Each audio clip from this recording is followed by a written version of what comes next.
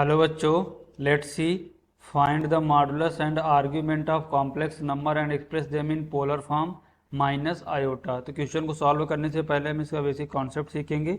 इसके according question को solve करेंगे। दैट इज सोल्यूशन की concept.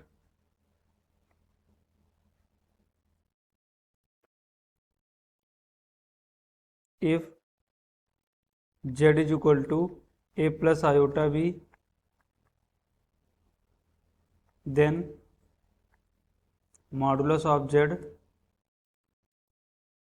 then modulus of z is equal to mod of z and mod of z is equal to under root a square plus b square and alpha is equal to tan inverse mod imaginary part of z upon real part of z। देखो imaginary part क्या होता है, जो iota के साथ होता है imaginary part, rest का जो हमारा पार्ट होता है वो रियल पार्ट होता है। Argument of z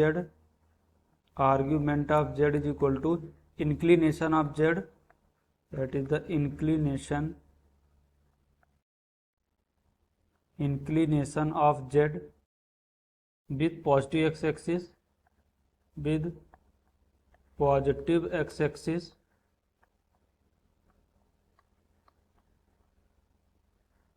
and polar form of z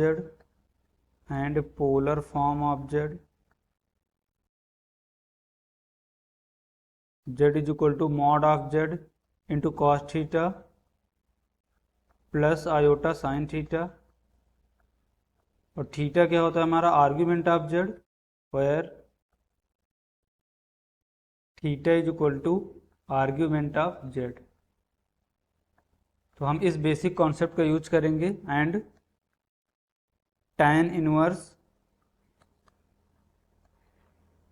tan alpha is equal to alpha, इस बेसिक कॉन्सेप्ट का यूज करेंगे। इस अकॉर्डिंग क्वेश्चन को सॉल्व करेंगे। देखते हैं नेक्स्ट स्लाइड में हमारा कॉम्प्लेक्स नंबर क्या गिवन है, that is z is equal to minus iota, z is equal to 0 minus iota.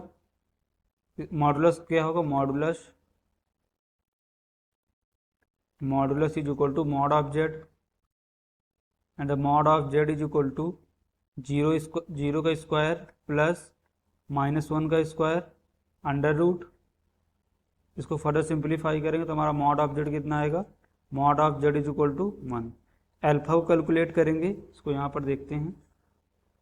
Alpha is equal to होता है tan inverse mod imaginary part of z, imaginary part हमारा कितना -1 और real part कितना है 0, -1/0 infinity होगा, that is the tan inverse infinity.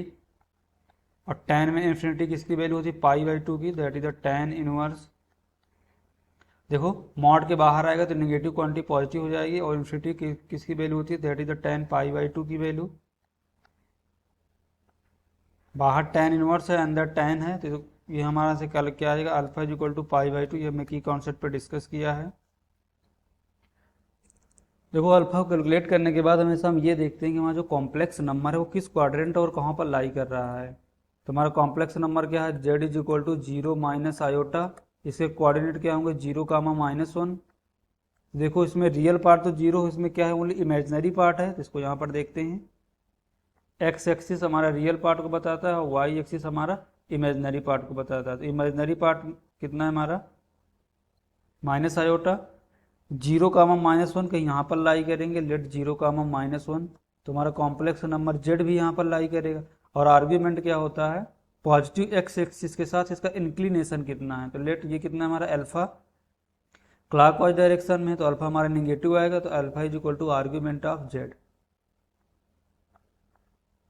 यहाँ से हमारा आर्ग्यूमेंट कितना आएगा, that is the argument of Z is equal to alpha, लेकिन किस पॉजिटिव साइन के साथ कि नेगेटिव के साथ, क्यों, क्योंकि क्लॉकवाइज डायरेक्शन में है। तो हमारा अल्फा आएगा -π/2, वो सॉरी आर्ग्यूमेंट ऑफ जेड कितना आएगा -π/2।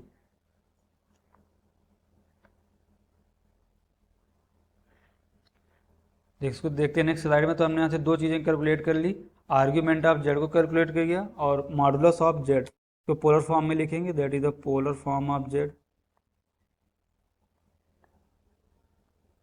Polar form of Z.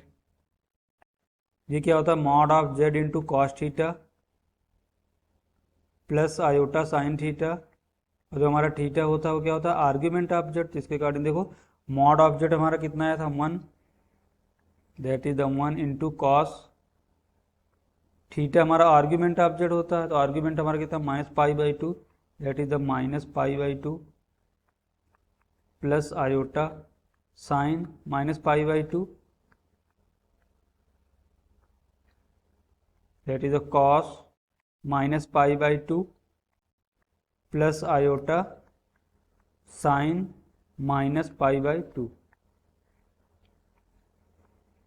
तुम्हारा पोलर फॉर्म क्या है, cos -π/2 plus iota sine -π/2, argument of Z is equal to -π/2 and modulus of Z is equal to 1। Hope you understood it well, best of luck.